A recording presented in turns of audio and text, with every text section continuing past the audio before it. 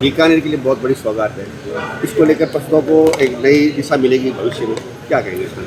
देखिए, एम्स के प्रशासन ने एक कमेटी बनाई है कि जो पीबीएम हॉस्पिटल में डिलीवरी के केस आते हैं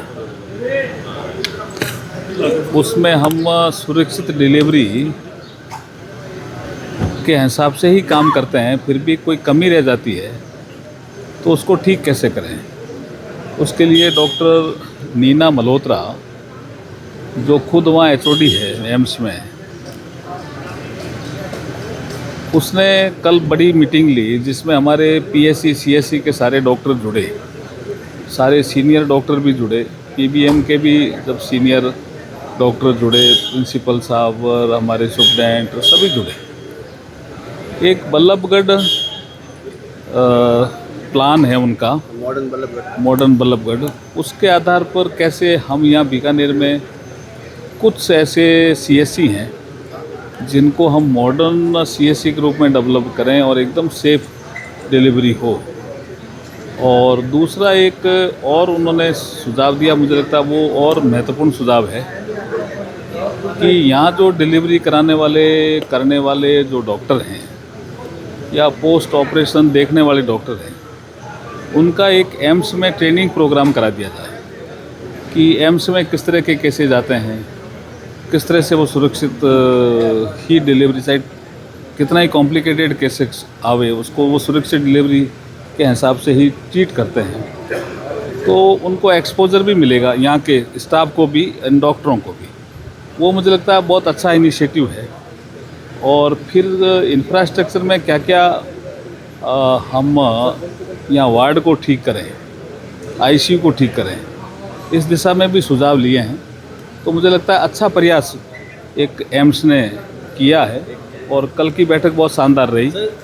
रेल मंत्री आ रहे हैं कल, क्या प्रोग्राम क्या है? रेल मंत्री जी कल जो है योगा, अंतर्राष्ट्रीय योग दिवस है 21 जून को, आ तो वो इसके लिए रहे हैं लेकिन एक बीकानेर वासियों को सौगात भी दे रहे हैं।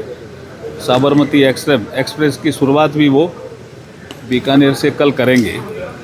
उसके बाद रेलवे प्रोजेक्ट के बारे में भी आप लोग अपनी बात कहेंगे, तो रेल मंत्री जी का आना ही अपना आप में महत्वपूर्ण होता है बीकानेर के लिए। राहुल गांधी कोटा दौरे पे आए थे, उन्होंने कहा कि जो कितनी ही आर्मी लगा दे, चाहे विपक्ष खुद ही घोटाले करवा रही है, नीट यूजी चाहे कितने भी सेंट्रल के एग्जाम ही क्यों ना हो, क्या कहेंगे इस बारे में? काफ़ी भीड़ जुटा युवाओं में। देखिए, पहले तो बहुत क्रिटिकल समय में उनको आना भी नहीं चाहिए।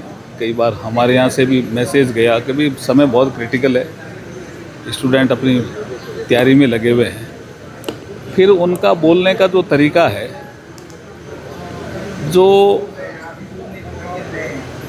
अराजकता फैलाने जैसी बातें वो करते हैं। कोई सभा हो, वो ये स्टूडेंट के साथ भी जो संवाद किया उसमें भी उनका जो भाव मूल था वो ऐसा ही था। लेकिन ये देश में जितने भी नागरिक रहते हैं सब परिपक्व हैं, सब जानते हैं कि नरेंद्र मोदी जी के हाथों में देश सुरक्षित है, देश विकास के पथ पर अग्रसर है, हर क्षेत्र में विकास हो रहा है और सरकार संवेदनशील है, इतनी संवेदनशील है, कोई विषय हो इंक्लूडिंग नीट, सब में हम काम में लगे हुए हैं, देशवासियों को भरोसा भी दिला रहे हैं।